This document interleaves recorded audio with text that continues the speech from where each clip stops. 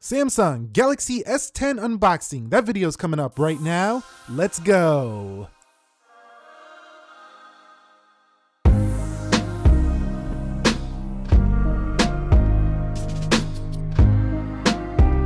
What is up, guys? Nick here, helping you to master your technology, and welcome to the Samsung Galaxy S10 unboxing and first impressions. Now, my previous episode, we unboxed the Galaxy S10e, the cheaper edition. Well, we go up $150 here to $899, the Galaxy S10. Now you can see at the bottom just the UPC code, nothing off to the top. On the side you can see Galaxy S10 right there, and on the back this is the T-Mobile model. I decided to get the carrier model for this one as I do want updates on the S10 and S10 Plus. Now you can see right here the package contains Samsung Galaxy S10, wall USB charger. They don't include the specs anymore, as I mentioned in the S10 unboxing.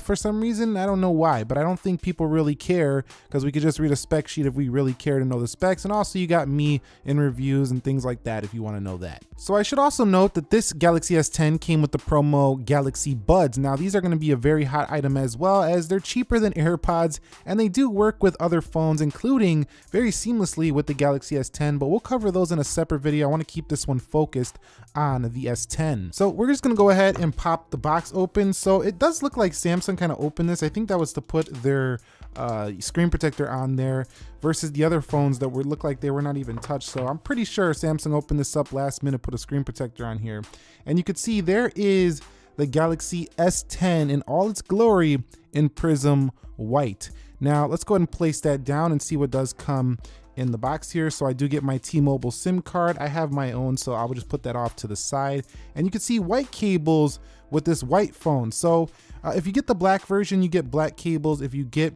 the white version, you're going to get white cables. So this is a little bit overexposed, but it does say adaptive fast charger in there. Over here we do have ourselves the USB-C to USB 2.0 port right there. So right here we do have ourselves the USB-C plug to plug into the wall if you're going to use that, or you can just use a wireless charger, but you do get this if you're not using wireless. Now over here we have ourselves the AKG headphones. Again, they look very nice. They're updated. They're not the same blue ones that you get with every other phone, and we'll test those and talk more about those in the review as well. Now the actual booklets are buried in here. Let me get this out really quickly. So pulling out that last tab, you can see Samsung right there. On the back you can see you have your SIM card tool, and pulling this out we do have ourselves the booklets and warranty guides and things like that. How to use your phone, Samsung Pay, as if you don't know how to use a Samsung. This is the 10th edition by now. Unless it's your first time, this is probably not going to be anything you ever read. And that's basically it. Everything you need in the box. You have yourself a charger, you got some headphones.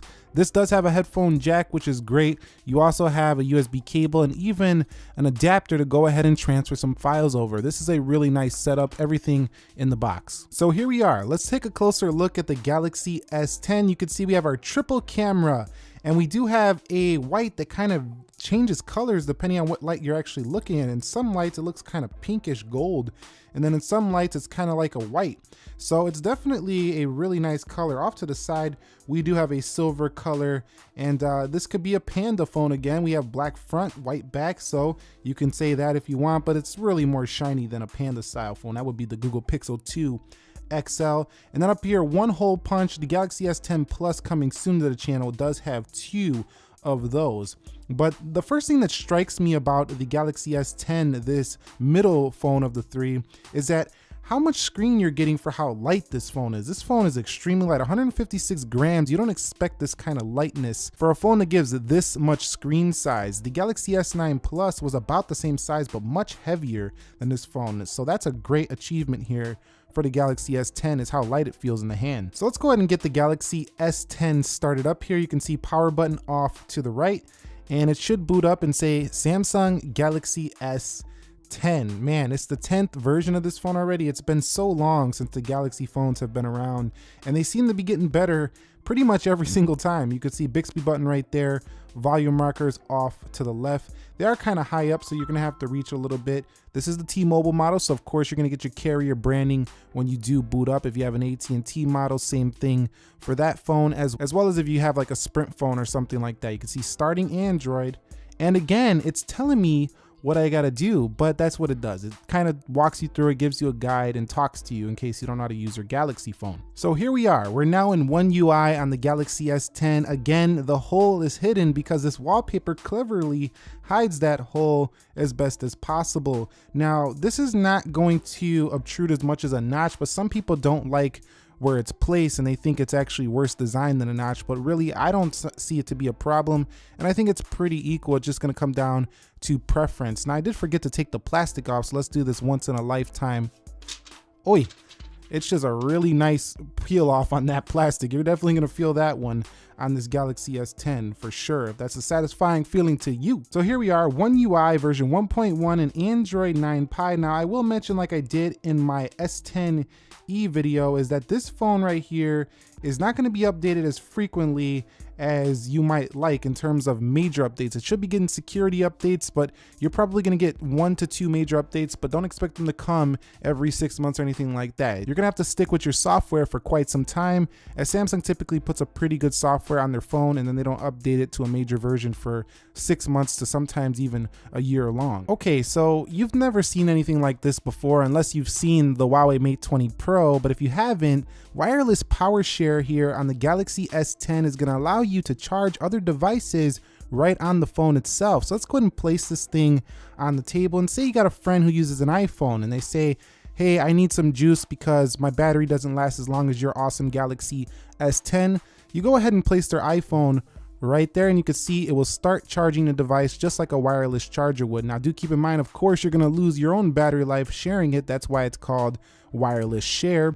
But if you have a watch too, like a Galaxy Watch, for example, or a Watch Active, you can go ahead, place that there, and it will start charging as it is indicating right here by this icon. But I am fully charged on this watch, so it's not going to show any percentages, but you can see it will share that power from your device, which is pretty awesome. So when it comes to the software, you're going to have to get used to it when it comes to, you know, the new multitasking, the way it works, the new icons, stuff like that. But it is something that I think you'll get used to, and there's plenty of new features, and it gets easier to one-hand the Galaxy S10 if you are going to be doing things like that. This phone just gets better at doing that. As you can see, Samsung has brought a lot of the features down towards where your hand will naturally rest. Now, this is not going to be the easiest one. The S10e will be that, but I think overall you will adjust to this software. I should mention that with this phone, you will have one major difference from the Galaxy S10e, and that's going into display. And if you go to the screen resolution, you can knock this thing up to WQHD+, which gives you a sharper res than what you're going to find on that phone. So this is definitely the sharper panel of the two. So now let me show you the Galaxy S10 next to some similarly sized phones. So here is the Galaxy S9 Plus. You can see that definitely a taller phone there. It's chunkier, heavier, and you could definitely feel it. Some people might like the S9 Plus's more substantial feel in the hand though. The lighter feel of the S10 doesn't feel quite as substantial, but it still has a premium feel all around. And I like the light feel. It's better for usability because your hand will cramp less if you use your phone quite a bit. So the S10 gets smaller than the S9 Plus, but still offers almost an identical screen size. Are you coming from 2 years ago, Galaxy S8? You can see almost the same height as the Galaxy S8. It's a little bit wider though than that phone, so not quite as ergonomic as the S8, but still, if you had an S8, this should be easy to handle the Galaxy S10. No problem whatsoever. I think a lot of people will be upgrading from their S8. You can trade that in right now to get a nice discount. The LG G7 ThinQ. This is also a phone with a 6.1-inch display, just like the Galaxy S10.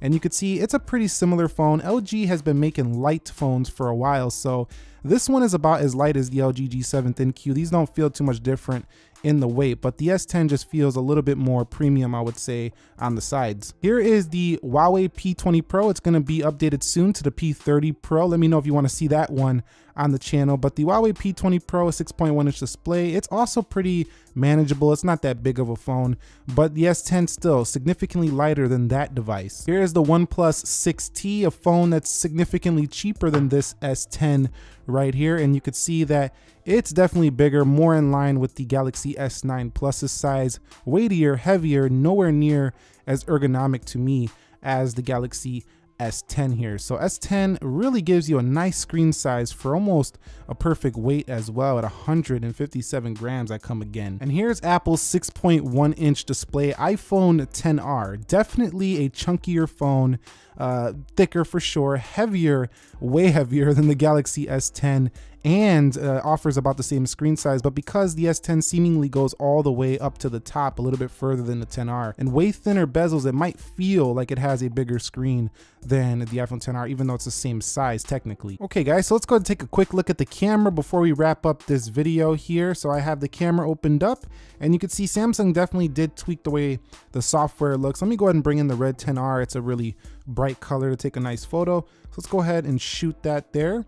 And you can see how this thing actually looks. Let's go ahead and allow this really quickly here so we can see this photo. You can see very sharp details. I'm gonna have to do more testing to see how the camera actually turns out. But one thing that's nice about the Galaxy S10 is the wide angle. So you have the ultra wide angle, and look how much you can get in that shot. It's insane here for a smartphone. So imagine having a DSLR and being able to switch out multiple lenses, which many people love to do. Well, now you have 3 lenses here on your mobile phone. Are they as big as a sensor in a DSLR? Absolutely not, but it's gonna be very nice that you don't have to have lenses. You can just have 3 here on your Galaxy S10 on the rear.